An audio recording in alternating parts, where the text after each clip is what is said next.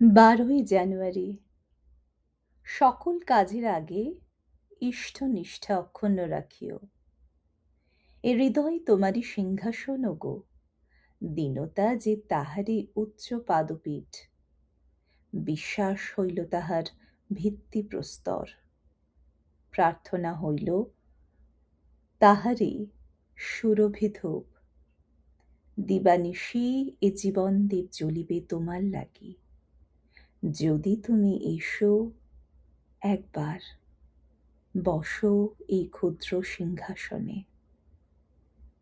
সময় সময় আমাদের মনে হয় যে মনোনীত আদর্শ যেন বহু দূরে, হয়তো কোনোদিনই ইহার কাছে পৌঁছাইতে পারিব না।